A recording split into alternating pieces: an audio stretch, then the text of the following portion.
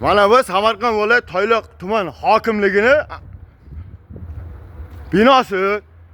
Men 3 marta murojaat qilib keldim, hech kim eshitgan yo'q. Hozir kelyapman, meni itarib siltab chiqarib deyapti qorovul.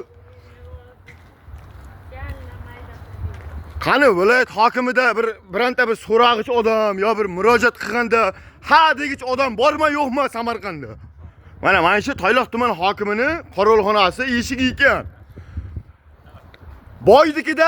Boydikida ana shu tuman hokimi 2 kun tugal. Enkayib turgan hokim hozir oddiy fuqaroni chaqirib murojaatini eshitmayman. Oddiy fuqaroni dardini eshitishga majbur emas ekan. Eshikdagi qorovul shunday qilyapti. Qayerga murojaat qiling, aytingiz-a.